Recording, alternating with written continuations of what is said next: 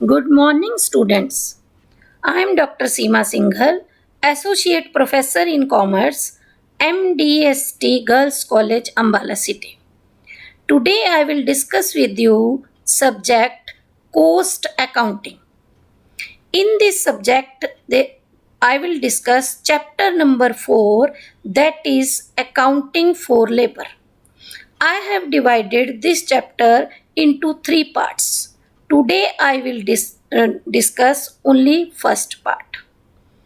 In this part we will discuss what is the meaning of labor, types of labor cost, control over labor cost, departments involved in labor cost, cost and reduction, जिसमें हम we will discuss 5 departments: personal department, engineering department, time-keeping department, payroll department, and cost accounting department. Firstly, I will tell you what is labor. Labor is the workforce required to convert material into finished product. जब भी किसी company में कोई raw material आता है, उसे customer तक पहुंचाने के लिए हमें फिनिश्ड गुड्स की ज़रूरत है. उन फिनिश्ड गुड्स में जो रॉ मटेरियल को कन्वर्ट करने के लिए जो लेबर लगती है, जो वर्क फोर्स लगती है, उसे हम लेबर कहते हैं. And the amount, the payment which is made to that labour is called labour cost. उसको जितना भी पेमेंट हम करते हैं उसे लेबर कॉस्ट कहते हैं. और टोटल कॉस्ट ऑफ प्रोडक्शन में हम मटेरियल को जैसे इंपॉर्टेंट मानते हैं, तो लेबर के बिना तो वो मटेरियल फिनिश्ड गुड्स में कन्वर्ट हो ही नहीं सकता. इसलिए ये भी एक बहुत इंपॉर्टेंट पार्ट है कॉस्ट ऑफ प्रोडक्शन का. और लेबर कॉस्ट में हम सभी वेजेस लेंगे जो भी एम्प्लॉय को दिए जाते हैं एम्प्लॉयर से, चाहे उसमें कोई बेनिफिट्स हों, चाहे पेरोल टैक्सेस हों जो एम्प्लॉयर पे करता है, या पीएफ का कंट्रीब्यूशन हो एम्प्लॉयर जो पे करता है, वो सभी हमारी लेबर कॉस्ट में इंक्लूड होगा.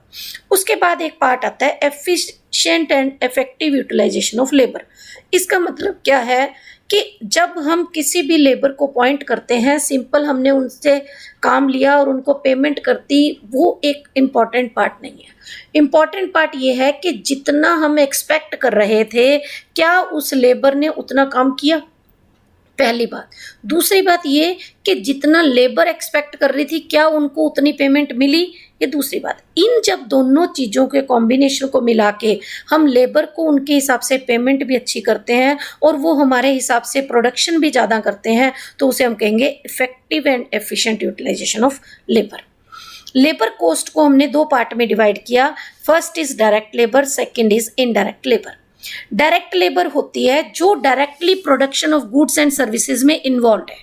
इसे हम प्राइम कॉस्ट का हिस्सा मानते हैं. जो प्राइम कॉस्ट है वो क्या होती है, वो हम कॉस्ट शीट का चैप्टर आएगा आपके पास 6th-7th, उसमें आपको डिटेल में डिस्कस करेंगे. और डायरेक्ट लेबर कैसे हुई, जैसे वर्कर मशीन पर काम कर रहा है, टेलर ने आपका सूट स्टिच करके दिया, या शू मेकर ने आपका शू बनाया, डायरेक्टली हम देख रहे हैं. कारपेंटर ने मेज बना के दिया कि वो पर्सन उस काम को कर रहा है. और इनडायरेक्ट लेबर क्या है कि वो डायरेक्टली तो production of goods and services में इन्वॉल्व नहीं है, लेकिन इनडायरेक्टली वो प्रोडक्शन में हेल्प कर रही है.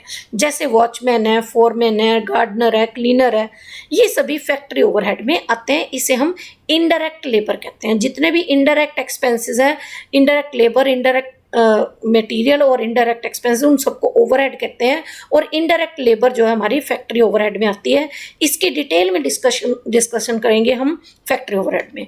और कुछ हद तक आपको 2nd चैप्टर में टाइप ऑफ कॉस्ट में भी हमने डिटेल में बता दिया है कि ओवरहेड्स क्या होते हैं.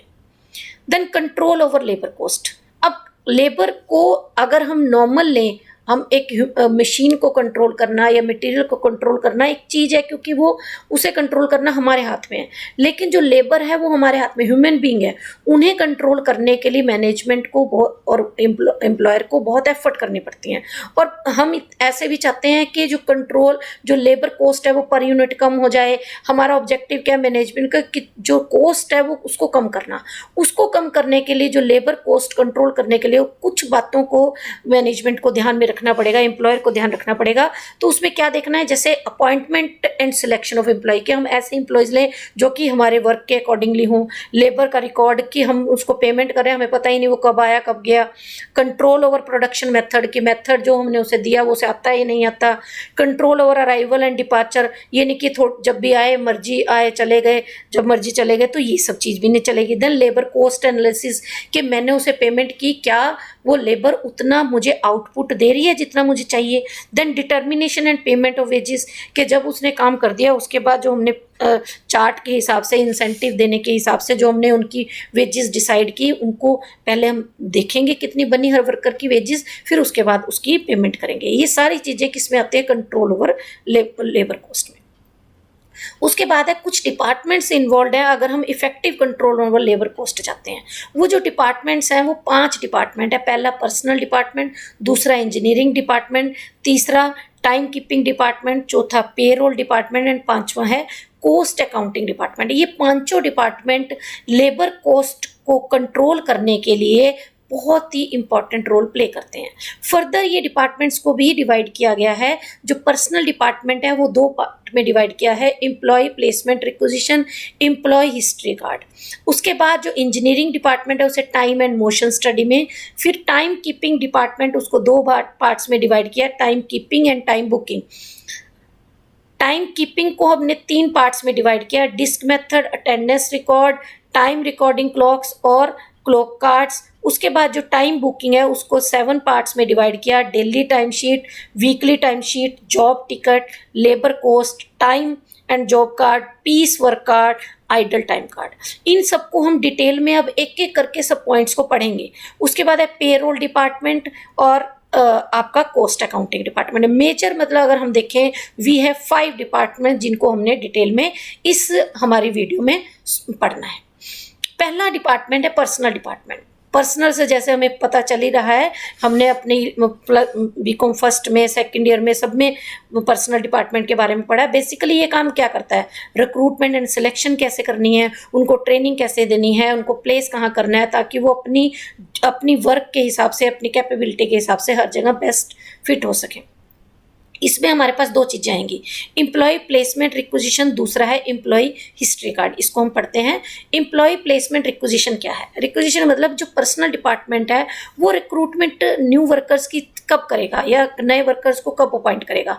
तो पर्सनल डिपार्टमेंट कुछ एप्लीकेशंस देगा, उसके बाद इंटरव्यू एप्लीकेशंस होंगी, उनकी पोजीशन सिलेक्ट करेगा, फिर अपने अलग अलग डिपार्टमेंट्स को इन्फॉर्म करेगा कि मैंने ये चीज़ों को इन लोगों को अपॉइंट कर लिया। मतलब जब तक उसके पास रिक्वायरमेंट नहीं आएगी पर्सनल डिपार्टमेंट के पास, तब तक वो किसी भी एप्लीकेंट को ना इंटरव्यू कर सकता है ना सिलेक्ट कर सकता है। तो फर्स्ट पार्ट इज कि उसके पास रिक्विजिशन आनी चाहिए, रिक्वायरमेंट आनी चाहिए कि उन्होंने किस वर्कर को अपॉइंट करना है, किस टाइप के वर्कर को अपॉइंट करना है। उसके बाद ये रिक्विजिशन के लिए आपको मैं फॉर्मेट दिखा देती हूँ। देखिए, पहले डिपार्टमेंट वो बताएगा employee placement requisition, number of employees कितने चाहिए। उसके बाद आपको कैटेगरीज, जॉब स्पेसिफिकेशन किस स्पेसिफिकेशन के लिए आपको चाहिए, देन डिस्क्रिप्शन, उसकी डिटेल, अगर कोई रिमार्क देना चाहते हैं तो इसमें रिक्विजिशन बाय किस डिपार्टमेंट ने आपको दिया है वो सारी वो पर्सन यहाँ पर साइन करेगा, यानी ये परफॉर्मा बना के वो पर्सनल डिपार्टमेंट के पास भेजेंगे। उसके बाद है हमारा एम्प्लॉय हिस्ट्री कार्ड, ये बहुत इंपॉर्टेंट रोल प्ले करता है। अब पर्सनल डिपार्टमेंट को हर एम्प्लॉय का एक रिकॉर्ड मेंटेन करना पड़ता है, उसे हम एम्प्लॉय का हिस्ट्री कार्ड कहते हैं। उसमें ये सब इंफॉर्मेशन होनी चाहिए, जैसे पहला कि नेम एंड एड्रेस, उसका डिपार्टमेंट क्या है, नेम ऑफ फॉर्मर एम्प्लॉयर, पहले वो कहाँ था और क्या कारण थे उसने छोड़ दिया, डेट ऑफ एम्प्लॉयमेंट क्या थी, कैटेगरी क्या थी, रेट ऑफ पे क्या था, प्रमोशन कब मिली और reasons for living.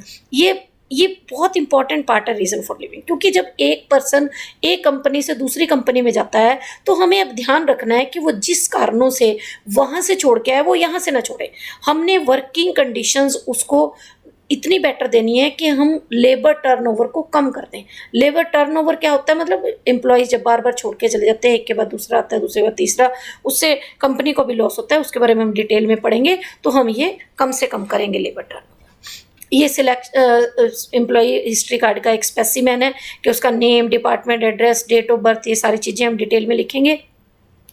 Category engaged on, age, grade क्या है, स्टार्टिंग पे कितनी थी, कितने बच्चे, मतलब जब आपने देखा होगा कई बार टीवी सीरियल्स में, उसमें जब किसी भी पर कोई प्रॉब्लम आ जाती है, वो कहते हैं अपने एम्प्लॉयज़ की डिटेल बताओ, तो वो एक एम्प्लॉय का हिस्ट्री कार्ड निकालते हैं, उसमें उसके बारे में पूरी डिटेल लिखी होती है, जिससे हम वहाँ तक पहुँच सकते हैं।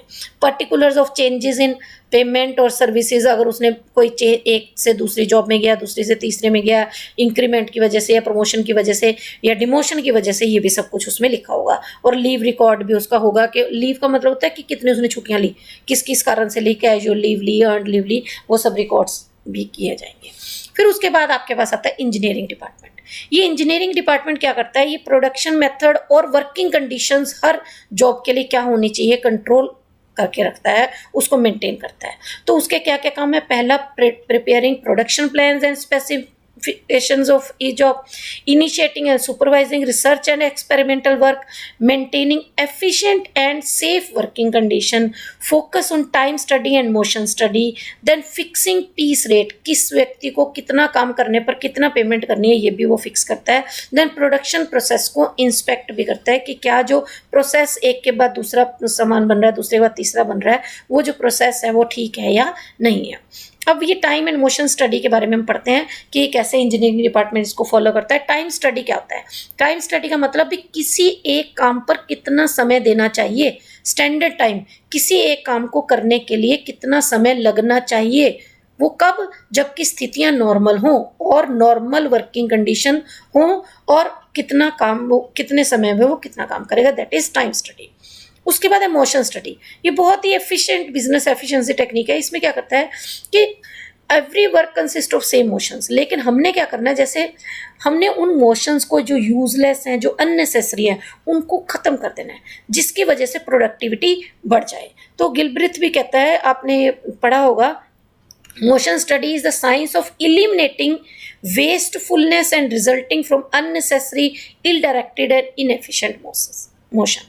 अब ये कैसे हुआ कि जैसे हमने पहले पढ़ा था कि जैसे अगर मान लो मेसन है, वो कोई दीवार बना रहा है, अगर वो बार बार मिस्त्री जिसे कहते हैं, मिस्त्री अगर बार बार नीचे आएगा फिर ऊपर जाएगा, एक ईंट लगाएगा, फिर नीचे आएगा ईंट लेने, फिर ऊपर जाएगा, फिर सीमेंट लेके जाएगा, जब बार बार एक ही पर्सन ऊपर से नीचे आएगा तो उसका एफिशिएंसी लेवल कम हो जाएगा। तो आपने देखा होगा कभी लेंटर पड़ रहा हो या कभी मकान बन रहा हो, तो नीचे से लेबर जो है वो उनको सामान पकड़ाती रहती है और वो ऊपर चिनाई करते हैं। तो इसका मतलब क्या है, जो अननेसेसरी मोशंस है उसमें वो खत्म हो जाते हैं, जिससे वो थकावट कम होती है। तो टाइम एंड मोशन स्टडीज का मेन ऑब्जेक्टिव क्या है, to improve the process of doing work, to improve the design of work place layout, to find the best way of doing the job, किसी काम को कितनी अच्छी तरह कैसे किया जा सकता है।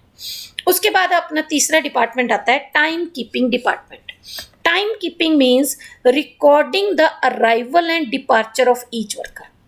अब टाइम रिकॉर्ड को भी हमने दो पार्ट में डिवाइड किया। पहला पार्ट है टाइम कीपिंग, दूसरा है टाइम बुकिंग। देखो टाइम कीपिंग का पहले पढ़ते हैं। ये डिपार्टमेंट क्या करता है, हर वर्कर का आना और जाना रेगुलर वर्किंग पीरियड में उसको रिपोर्ट करता है ईच डिपार्टमेंट को कि हाँ ये वर्कर इतने बजे आया था, इतने बजे गया, उसका किस अराइवल और डिपार्चर की पूरी अटेंडेंस टाइम की पूरा रिकॉर्ड एक्यूरेटली वो मेंटेन करेगा। इसका फ़ायदा क्या होगा कि टोटल वर्किंग आवर्स किसी भी वर्कमैन के हमें पता चल जाएंगे, ताकि हम उसे पेमेंट आराम से कर सकें। इससे पंक्चुअलिटी और डिसिप्लिन आएगा, क्योंकि उसे पता है वर्कर को कि मेरा टाइम नोट किया जा रहा है। और क्या होगा, अगर उसके ड्यूज़ कितने बनते हैं, वो उसकी पेंशन, ग्रेचुटी, लीव विद पे, प्रोविडेंट फंड, ये बहुत सारी चीजें हैं जो कि उसके वर्किंग ऑफ पर्सन पर डिपेंड करता है कि वो कितने साल की कॉन्टिन्यूटी ऑफ जॉब है, 10 साल की, 5 साल की, 20 साल की, उसको पेंशन मिलनी है नहीं मिलनी है, लीव विद पे है, या तो वो छुट्टियां ही लेता रहा और हमने रिकॉर्ड नहीं किया, तो हम उसमें तो कंपनी को नुकसान है, तो वो देखेगी कि उसने कितनी छुट्टियां ली है। देन फर्दर एनालिसिस, अगर हम देखना चाहते हैं कि स्टैंडर्ड टाइम किसी काम को करने में कितना लगता है, मान लो वो 5 घंटे आया या 8 घंटे के लिए आया, लेकिन उसने काम 10 यूनिट ही बनाए, तो इसका मतलब वो स्टैंडर्ड टाइम के हिसाब से काम नहीं कर रहा। तो हम ये आइडल टाइम, जो उसने कितना टाइम फ्री बैठा रहा, और या फिर ये देखना हो कि एफिशिएंसी उस लेबर की कितनी है, ये भी चेक करने के लिए टाइम डिपार्टमेंट काम करता है। 3 method time keeping department use करता है। पहला डिस्क मेथड, दूसरा अटेंडेंस रिकॉर्ड, तीसरा है टाइम रिकॉर्डिंग क्लॉक्स और क्लॉक कार्ड्स। सबसे पहला है अटेंडेंस रिकॉर्ड। इसमें क्या है कि हर पर्सन साइन करता है अटेंडेंस रजिस्टर में अपने नाम के आगे, तो उसमें अगर कोई लेट आया तो अपने रजिस्टर में उसका पता चल जाता है वो अटेंडेंस मार्क की होती है। लेकिन इसकी लिमिटेशन ये है कि जहाँ पर बहुत सारे वर्कर्स हैं तो जब वो आएंगे सारे इकट्ठे एक ही टाइम आ रहे हैं और सबने अपनी अटेंडेंस लगानी है तो उसमें बहुत दिक्कत आ जाएगी। और इसमें कई बार अटेंडेंस टाइम में इरेगुलरिटी भी हो सकती है, हो सकता है कोई ना टाइम नोट कर पाए और वो ऊपर नीचे टाइम भर दें, तो उसमें तो तुम कुछ नहीं कर सकते। दूसरा मेथड है टोकन और डिस्क मेथड। ये बहुत ईजी है। इसमें क्या है कि हर वर्कर को आइडेंटिफिकेशन नंबर दे देते हैं और वो क्या करता है कि हर एम्प्लॉय अपना एक सीरियल नंबर के हिसाब से आता है और अपना वो कार्ड जो है वो हैंग कर देता है फैक्ट्री के गेट पर। तो जैसे ही वर्कर आता है वो टोकन बोर्ड पर लगा देता है, तो इसका मतलब कि he is in the company, ठीक है। और फिक्स टाइम पर सेकंड बोर्ड को वो रिमूव कर देता है। अब क्या है कि जो लेट आ रहे हैं वो अपना टोकन जो है पर्सनली वो ऑफिस में जाएंगे एग्जैक्ट टाइम उसका अराइवल, क्योंकि जब जो नहीं आते हैं उनको फिर सारी जो अटेंडेंस मार्क करनी है वो अंदर जाके करनी है। तो टोकन पर्सनली वो जब उस डिपार्टमेंट के अंदर जाएंगे और बताएंगे तो उनका पता चल जाएगा दे आर लेट। तो टाइम ऑफिस जो है वो रिकॉर्ड अटेंडेंस मेंटेन कर लेगा उस टोकन जो उस बॉक्स में होंगे। एब्सेंटीज भी पता चल जाएंगी, जो मिसिंग टोकन है उनसे एब्सेंटी पता चल जाएंगे। मतलब बहुत ही सिंपल प्रोसीजर है। और क्या होगा, सेम प्रोसीजर वो ऑप्ट करेंगे, जब वो जाएंगे जाते वक्त अपना अपना टोकन ले जाएंगे। तो इसके बाद उनके वेजेज जो दिए जाएंगे अकॉर्डिंगली ही उनको पेमेंट की जाएगी, जितना टाइम के लिए वो आए और जितने टाइम के लिए वो कंपनी में उन्होंने वर्क किया। उसके बाद है टाइम रिकॉर्डिंग क्लॉक और क्लॉक कार्ड। ये बहुत इजी है, आजकल का मॉडर्न मेथड है। पहले वाले मेथड इतने मैकेनिकल नहीं थे, ये थोड़ा आजकल के टाइम के हिसाब से टाइम क्लॉक और क्लॉक रिकॉर्डर। इसमें क्या है कि पंच हर वर्कर को एक कार्ड पंच करता है, वो आता है आने और जाने के लिए वो कार्ड इंसर्ट करता है, तो उसका टाइम ऑटोमेटिकली रिकॉर्ड हो जाता है। तो वैसे तो क्या होता है कि हर वीक के बाद एक न्यू कार्ड दिया जाता है और वर्कर को वीकली कैलकुलेशन उसकी हो जाती है। लेकिन अगर उसे मंथली कार्ड दे दो तो उसको मंथली कार्ड की भी उसकी हो सकती है कैलकुलेशन। लेकिन जो आजकल एडवांस टेक्नोलॉजी आ रही है उसमें कोई हर महीने आपको नया कार्ड देने की ज़रूरत नहीं है। वो उसकी जब तक उसकी सर्विस चलेगी, वो रिटायर नहीं होता, तब तक उसका सेम कार्ड ही चल सकता है, ठीक है। लेकिन टाइम इन और आउट तो हम इसमें रिकॉर्ड कर देते हैं। लेकिन इन तीनों मेथड्स में आपने ये देखा होगा, ये लिमिटेशन क्या है कि कोई पर्सन कब आया कब गया ये तो हमने रिकॉर्ड कर लिया, लेकिन हमें ये नहीं पता कि वो आया उसने काम किया या नहीं किया, उसका प्रोडक्टिव टाइम हम इसमें नहीं देख पा रहे। तो अगर हमें उसका टाइम भी चाहिए और हमें उसका प्रोडक्टिव टाइम भी चाहिए, दोनों चीज़ों का रिकॉर्ड करना है, तो उसके लिए हम आगे बढ़ते हैं टाइम बुकिंग। ये है टाइम बुकिंग डिपार्टमेंट। ये क्या मेंटेन करता है, हर वर्कर का productive time spent by worker in the factory. कि वो आया, ये तो नहीं कि वो आया 8 घंटे में से 6 घंटे वेला बैठ के चला गया, तो उसको ये चेक करना पड़ेगा कि क्या उसने उस समय में कितना काम ठीक किया है नहीं किया। देखो, चाय पीने के लिए जाना है या गेट से लेके अपने ऑफिस तक आना, ये तो चीज़ें ऐसी हैं जो natural and normal idle time है, वो होगा ही होगा, उसको हम अवॉइड नहीं कर सकते। बट अदरवाइज जब वो कंपनी में या फैक्ट्री में बैठा है, मशीन के आगे बैठा है, ही इज़ वर्किंग और नॉट, ये हम इसमें उसके प्रोडक्टिव टाइम से चेक करेंगे। तो उसके लिए भी हमारे पास 5 मेथड हैं।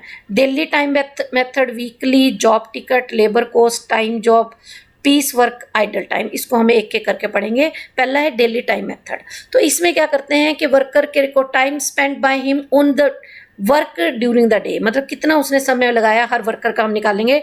डेली टाइम शीट है, जैसे उसमें work order number, direct indirect, ठीक है। उसके बाद टाइम, मतलब ये तीनों चीज़ें करेंगे। टाइम में फ्रॉम कितने से कितने बजे तक, आवर्स ऑर्डिनरी और ओवरनाइट। 2 चीज़ें क्यों लिखी हुई हैं, ऑर्डिनरी का मतलब भी हाँ ठीक है 8 घंटे की नौकरी थी वो करके गया, लेकिन उसके बाद अगर उसने 2 घंटे का ओवर टाइम लगाया वो भी, फिर उसके बाद उसके ऑर्डिनरी और ओवर टाइम दोनों के रेट्स अलग अलग होते हैं, उसकी मैं डिटेल आपको भी बताऊंगी। तो किस उस वर्कर का नाम क्या था और उसका नंबर क्या है, और डेट और डिपार्टमेंट, ये सारी चीज़ों से उसका डेली डिपार्टमेंट वर्कर साइन करेगा। उसके बाद फॉरमैन जो उससे रिलेटेड, उससे अपर सुपरवाइजर होगा वो, और फिर कॉस्टिंग डिपार्टमेंट, क्योंकि इसी शीट के बेसिस पर उसे पेमेंट दी जाएगी।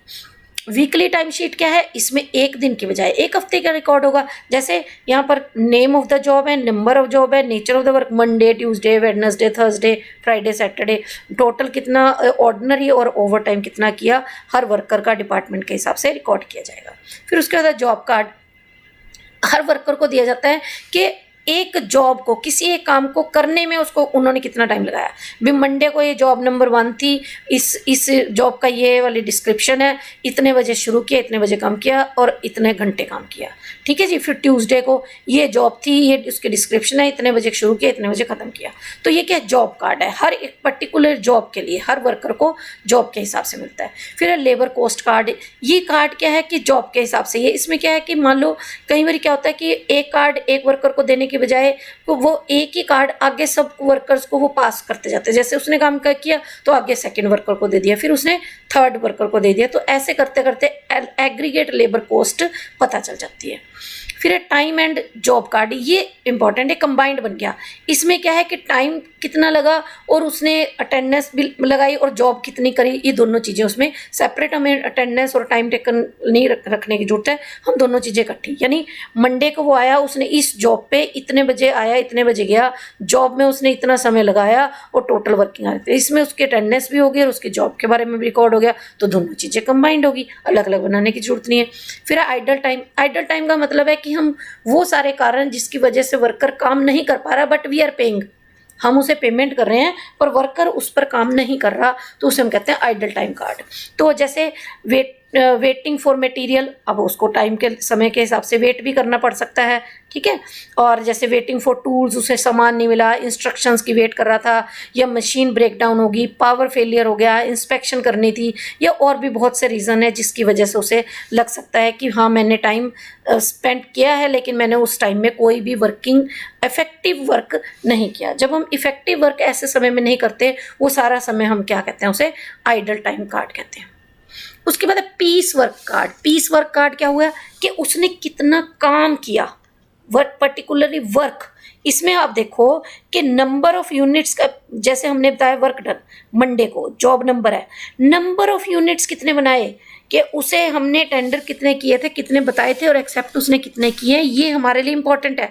Piece work card. पीस का मतलब होता है काम, एक होता है टाइम, टाइम में क्या होता है कि उसने कितना समय लगाया, पीस में क्या होता है कि हमें उसको जॉब कार्ड में हम कहते हैं जितनी भी किस समय में उसने कितनी क्वांटिटी करी, क्वांटिटी ऑफ वर्क के बारे में हम इस जो पीस वर्क कार्ड में देखेंगे।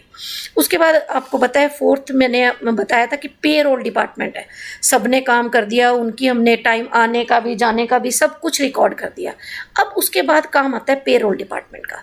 पेरोल डिपार्टमेंट क्या करता है, is responsible for important task of computation and disbursement of wages. जो वर्कर है जो काम कर रहा है, अब उसके लिए मेन पार्ट का आ जाता है कि उसको पेमेंट मिल जाए। अब पेमेंट मिलने के लिए जो उसने जितने भी पहले काम किए हैं उन सबकी कंपाइलेशन करना ये पेरोल डिपार्टमेंट करता है। वो फंक्शन क्या करता है, पहली बात maintain the record of job classification, department, wage rate for each employee, हर एम्प्लॉय का रेट अलग अलग हो सकता है, वो मेंटेन करता है। फिर समराइज करता है, हर वर्कर का डेली टाइम कार्ड्स के हिसाब से समरी बनाता है, भी एक पहले दिन उसने इतना किया, दूसरे दिन इतना किया, तीसरे दिन इतना किया, सब।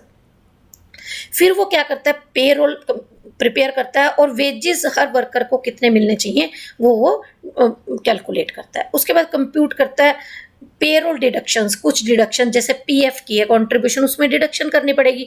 पीएफ क्या होता है कि जो प्रोविडेंट फंड होता है वो कंट्रीब्यूट जितना एम्प्लॉय पे करता है उतना ही एम्प्लॉयर पे करता है, तो वो उसमें से खुद भी डिडक्ट करेगा और एम्प्लॉयर की तरफ से भी ऐड करके वो गवर्नमेंट को सबमिट करेगा। तो पेरोल डिडक्शंस कितनी है। दूसरी बात, एक टीडीएस होता है। टीडीएस का मतलब क्या है कि टैक्स डिडक्टेड एट सोर्स, कि जब वो उसको पेमेंट करेंगे तब हो सकता है कि उसके कुछ टैक्स बने, वो टैक्स उसने भी पे करना है, वो भी उसमें से डिडक्ट करने के बाद ही वो देगा उसको पेमेंट। उसके बाद आता है to maintain permanent payroll record of each employee, हर एम्प्लॉय का वो पेरोल रिकॉर्ड बनाएगा ताकि आने वाले समय में ये नहीं कि 2 महीने बाद हम देखें कि पिछले महीने उसे कितनी पेमेंट मिली थी, वो उसके पास कुछ रिकॉर्ड ना हो, वो परमानेंट पेरोल रिकॉर्ड हर एम्प्लॉय का बनाएगा। उसके बाद है जब ये सारा रिकॉर्ड बन जाएगा तो वो जितना भी नेसेसरी रिकॉर्ड है वो पेमेंट करने के लिए ट्रेजरर ऑफिस में सबमिट कर देगा, क्योंकि पेमेंट करने का काम इसका नहीं है, ये सिंपल क्या कर रहा है, पेरोल डिपार्टमेंट उसकी रिकॉर्डिंग कर रहा है कि उसको कितने वेजेस मिलने चाहिए। उसके बाद हमारे पास लास्ट डिपार्टमेंट है कॉस्ट अकाउंटिंग डिपार्टमेंट। जो कॉस्ट अकाउंटिंग डिपार्टमेंट है क्या करता है, कलेक्ट और analyse the all cost relating to labour, जितनी भी लेबर पर खर्चा हुआ उन सबको वो एनालाइज करेगा। उसके लिए वो clock card, job card, daily work timely sheet, payroll sheets, वो सारी चीज़ों को देखेगा। उन सबको एनालाइज करने के बाद उसका वेज एनालिसिस करने के बाद एक एब्स्ट्रैक्ट बनाएगा और उसकी वो वेजेस की पेमेंट करेगा। मतलब बेसिकली पेमेंट कौन कर रहा है? Cost accounting department. अब ये वेज एनालिसिस कैसे करते हैं कि जैसे वेजेस वर्कर्स नंबर है, पहला वर्कर है, दूसरा वर्कर है, तीसरा है। वेजेस फॉर जॉब नंबर भी 21 नंबर जॉब थी, उस पर उसने कितना काम किया, 22 पर कितना किया, 23 पर कितना गया, सब पे। फिर टोटल वेजेस फॉर जॉब भी हर वेज के मतलब अगर किसी वर्कर ने 5 जगह अलग अलग प्लेसेस पर काम किया तो उसे 5 प्लेसेस के लिए उसे पेमेंट मिलेगी, ये नहीं कि किसी एक प्लेस के लिए पेमेंट मिलेगी। तो total wages for the job. और इनडायरेक्ट वेजेस हो सकता है डायरेक्टली वो किसी वर्क से इन्वॉल्व ना हो पर इनडायरेक्टली उसने वहां पर हेल्प की हो, तो इनडायरेक्टली भी उसने जहां जहां काम किया है वो यहाँ पर मेंशन किया जाएगा। तो कॉस्ट अकाउंटिंग डिपार्टमेंट हर वर्कर की एक वेज एनालिसिस शीट और वेज एब्स्ट्रैक्ट बनाएगा जिसमें टोटल वेजेस उस वर्कर को डायरेक्ट इनडायरेक्ट कितने दिए जाने हैं ये सब उसके रिकॉर्ड किए जाएंगे। मैंने ये सारा चैप्टर जो आपको पीपीटी दिखी इसमें सारी डिटेल्स, मैंने ये कुछ वेबसाइट्स हैं उनसे मटेरियल लिया और 2-3 बुक्स हैं उनको कंसल्ट करके ये मटेरियल बनाया। आई होप आपको ये चैप्टर में जो जो चीज़ें मैंने बताई आपको समझ आ गई हैं। इसमें अगर कोई भी ऐसी प्रॉब्लम है तो नीचे मेरे सब्सक्रिप्शन बॉक्स में जब आप सब्सक्राइब करेंगे तो आपको पता चल जाएगा। अगर कुछ पूछना है तो आप मेरे से पूछ सकते हैं। Thank you. Stay safe, stay home, stay healthy. Thank you very much.